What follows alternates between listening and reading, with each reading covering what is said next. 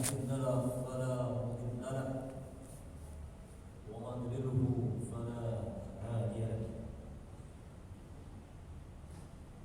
أشهد أن لا إله إلا الله وأشهد أن محمدا عبده ورسوله. اللهم صل على سيدنا محمد وعلى آله ومن تبعهم بإحسان إلى يوم الدين. يا أيها الحاضرون أوصيكم ونفسي بتقوى الله فقد فاز المتقون. قال الله تعالى في كتابه الكريم العظيم في القرآن: أعوذ بالله من الشيطان الرجيم. بسم الله الرحمن الرحيم. يا أيها الذين آمنوا اتقوا الله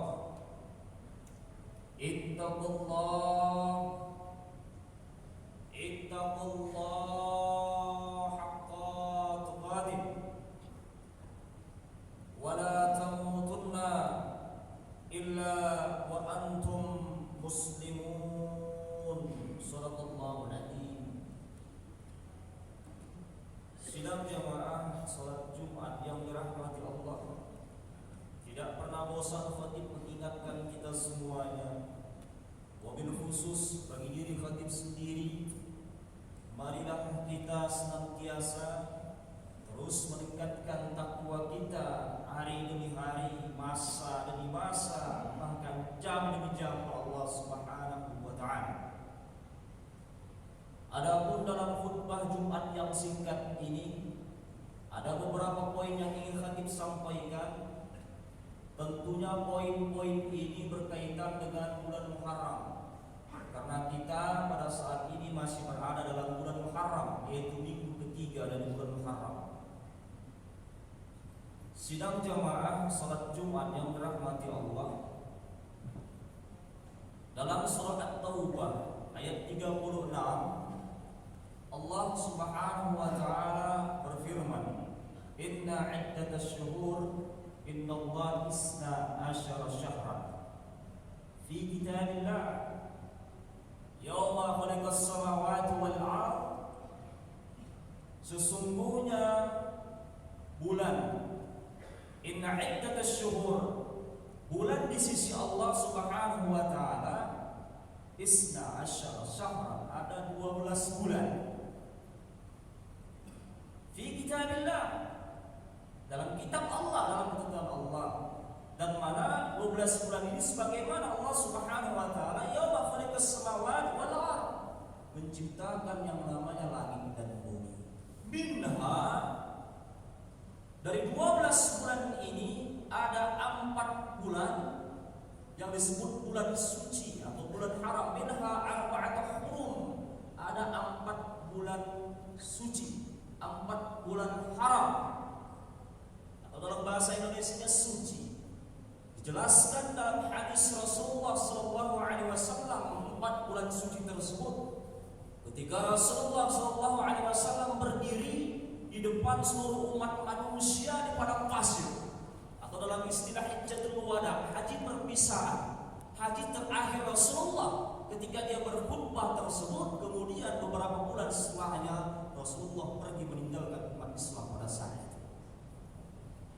Rasulullah menjelaskan 4 bulan suci itu. Yang pertama itu Zulqa'dah, 3 yang bergandengan, Zulqa'dah, kemudian Zulhijjah, dan yang sekarang Muharram kita berada di dalamnya, dan satu lagi yang terpisah, itulah disebut Rajab. 2 bulan mau menyongsong bulan Ramadan, Rajab, Sya'ban, Ramadan, sesuai dengan doa Rasulullah Muhammad SAW ketika memasuki bulan Rajab: Allahumma barik lana fi Rajab wa Sya'ban wa ballighna ila Ramadan. Jadi 4 bulan yang suci. Maka Rasulullah di padang Arafah beberapa bulan sebelum kematian beliau, dalam bulan Muharram tersebut, dengan jelas Rasulullah mengatakan, menggunakan diksi semuanya manusia, tidak memandang agama apapun. Ya ayyuhan nas, kata Rasulullah, wahai semua manusia yang mendengarkan pada saat itu, yang berjumpa dengan Rasulullah SAW pada saat itu. Inilah haji yang terakhir dari Rasulullah SAW pada saat itu di bulan Zulhijjah, sebelum bulan Muharram ini. Ya ayyuhan nas, wahai semua manusia, sampaikanlah kepada generasi yang belum sampai kepadaku, yang mendengar pada saat ini. Inna dima'akum wa amwalakum alaikum haramun hatta antalku ila rabbikum. Wahai manusia, aku katakan pada hari ini, sebagaimana bulan ini suci, hari ini suci, sesungguhnya inna dima'akum, sesungguhnya darah kalian, kemudian harta kalian, alaikum haramun, sesungguhnya adalah suci. Hidup kita, nyawa kita itu tidak boleh diambil orang lain kecuali Allah Subhanahu wa taala, illa hatta antalqu ila rabbikum, sampai bertemu dengan Allah Subhanahu wa taala. Inilah yang berhak mengambil nyawa seorang manusia. Dima wal amwal, harta dan darah. Kemudian Rasulullah SAW ketika mengucapkan ini beberapa bulan kemudian, Rasulullah kemudian wafat. Tepat abad 17, seorang sejarawan Inggris, filsuf Inggris John Locke, dalam jurnalnya, dalam mendeklarasikan hak-hak asasi manusia itu menggunakan kalimat-kalimat Rasulullah, cuma dalam bahasa Inggris. Digunakan dalam jurnal-jurnal tersebut bahwasanya hak asasi dasar manusia itu ialah life, yang artinya adalah kehidupan. Dalam bahasa Arab, inna dima'akum. Ini hak-hak asasi dasar manusia. Dima bukan memandang apapun, bukan memandang agama apapun, tetapi darah tidak boleh ditumpahkan kecuali sang pemilik darah tersebut, yaitu Khalik Allah Subhanahu wa taala. Kemudian apalagi dikatakan amwal. Dalam risalah atau dalam jurnal-jurnal John Locke mengatakan properti, harta. Kemudian dia tambahkan di situ ada liberty, kebebasan. Kemudian 2 abad setelahnya, bapak pendiri Amerika yang pertama, Thomas Jefferson, dalam mendeklarasikan kemerdekaan United States of America menggunakan hak-hak dasar ini dari jurnal-jurnal John Locke. Mereka mengatakan, mereka mengambil ini, mereka mendengar ini dari perkataan orang-orang Saracen. Siapa orang-orang Saracen itu? Saracen itu adalah julukan bagi tentara-tentara berperang pada perang salib antara Islam dan orang-orang Muslim pada saat itu. Tentunya ini diambil dari pidato Nabi Muhammad SAW. Sidang jamaah salat Jumat, jauh sebelum deklarasi hak-hak asasi manusia tadi dikumandangkan sampai bergaung di Eropa, Rasulullah sudah mengangkat yang namanya persamaan antara hak manusia. Tidak ada perbedaan, tidak ada yang membedakan walaupun dia memiliki banyak harta. Kemudian ini yang lebih utama di sisi Allah Subhanahu wa taala. Sedikit hartanya ini tidak utama di sisi Allah Subhanahu wa taala. Tinggi jabatannya atau rendah jabatannya tidak ada di mata Allah Subhanahu wa taala.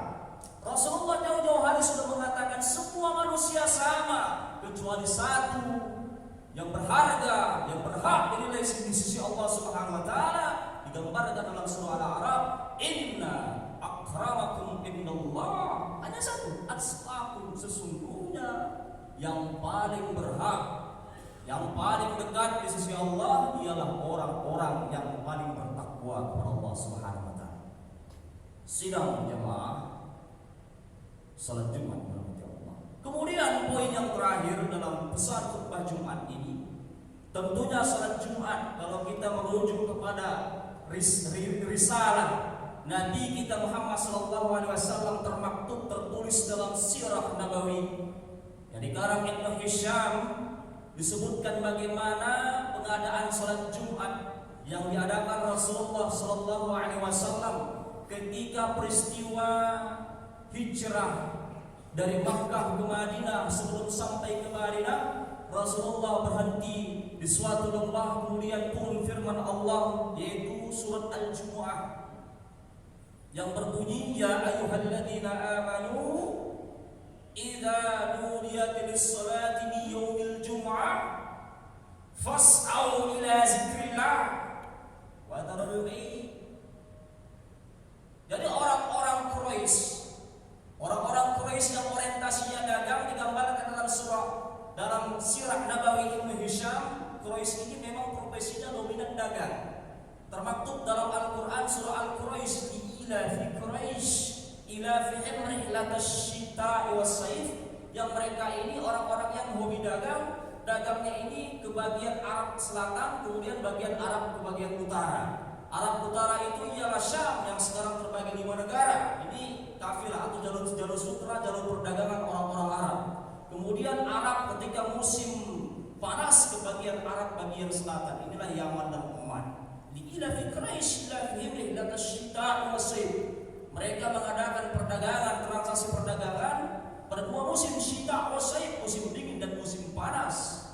Sehingga Rasulullah menginginkan adanya perbedaan, khususnya bagi kita seorang muslim yang pada saat itu orientasinya sangat duniawi, itu diubah. Boleh mengejar yang namanya dunia, termaktub dalam Al-Quran, wala tansa nasibaka minad dunya, jangan kau lupakan dunia. Tapi dalam surah Al-Jumu'ah dikatakan, imbangkanlah antara duniamu dan akhiratmu. Wasarul bai', tinggalkan yang namanya perdagangan, konteksnya pada saat itu berdagang. Sekarang beragam profesi, mungkin sekarang tidak hanya dagang, ribuan profesi berbagai macam. Jadi ketika Rasulullah SAW hidup dengan generasi para sahabat semasanya, mereka sholat 5 waktu dalam masjid, pasti mendengarkan yang namanya tausiah Rasulullah dalam kehidupan dunia. Tapi lagi-lagi Rasulullah memiliki tanabbuk. Tanabbuk ialah suatu peristiwa yang belum terjadi pada masa Rasulullah. Rasulullah sudah tahu Islam ini semakin banyak, sampai keluar dari Hijaz dan Arab Saudi dahulu, sampai terbentang sekarang itu dari yang namanya Asia terus sampai ke Eropa, sampai ke Amerika, itu luar biasa.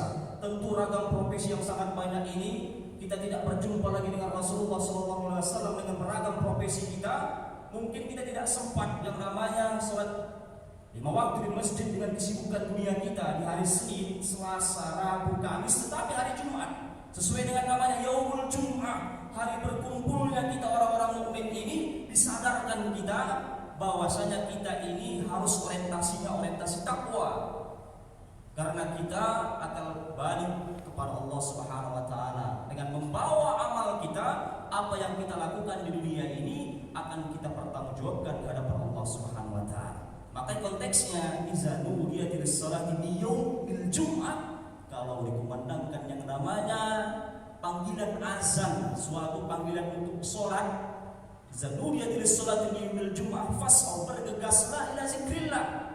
Jangan-jangan kita ada dosa-dosa kita di hari Senin sampai hari Kamis tidak sempat kita yang namanya menyempatkan diri untuk melaksanakan sholat 5 waktu di masjid. Tetapi diminta Rasulullah SAW paling tidak 1 minggu sekali datang ke masjid, kita mendengarkan yang namanya wasiat takwa. Oleh karena itu setiap khotib dimanapun dia berada, di belahan negara manapun dia, pasti menyampaikan yang namanya pesan takwa sesuai dengan firman Allah. Dibacakan semua khotib, ya ayyuhalladzina amanu, wahai orang-orang yang beriman, yang sudah mengucapkan kalimat syahadat asyhadu an la ilaha illallah wa asyhadu anna muhammadar rasulullah. Apakah keimananmu hanya sebagai identitas di KTP saja? Belum tentu kita mengucapkan kalimat syahadat tapi perilaku kita menunjukkan keislaman kita. Makanya ditekankan di situ, ditakkidkan, ya ayyuhalladzina amanu, yang sudah bersyahadat, ittaqullah, bertakwalah kepada Allah. Ditakkidkan kembali, haqqa tuqati, jangan main-main, bertakwa benar-benar. Wala tamutunna, jangan wafat, jangan mati illa wa antum muslimun, kecuali dalam keadaan benar-benar muslim secara kafah, baik secara lisan, pemikiran dan aktivitas kita sehari-hari. Inilah kenapa diadakan yang namanya salat Jumat. Karena salat Jumat itu seharusnya salat zuhur yang dicontohkan oleh Nabi Muhammad SAW, tetapi di situ dikurangi 2 rakaat menjadi 2 rakaat. Seharusnya 4 rakaat menjadi 2 rakaat. Di mana 2 rakaatnya? 2 rakaat itulah khatib menyampaikan yang namanya pesan khutbah yang berkaitan dengan ketakwaan. Sehingga posisi ketika seorang khatib berkhutbah, kemudian jamaah mendengarkan ini sama posisinya dengan salat zuhur, tidak boleh berbicara. Karena di sini diingatkan kita, introspeksi diri kita, bahwasanya kita ini jangan-jangan salah, lupa kita. Keasikan dengan orientasi dunia kita dari hari Senin, hari Kamis, di sini kita merenung bahwasanya kita ini manusia, bakal mati, bakal kita menghadap kepada Allah Subhanahu wa taala. Barakallahu li wa lakum fil Qur'anil azim wa nafa'ana wa iyyakum bima fihi minal ayati wa zikril hakim wa nafa'ana bi dzikri rusulih wa bi qawli aqulu qawli hadza astaghfirullaha li wa lakum ولسائر المسلمين من كل ذنب فاستغفروه إنه هو السميع العليم وإنه هو الغفور الرحيم.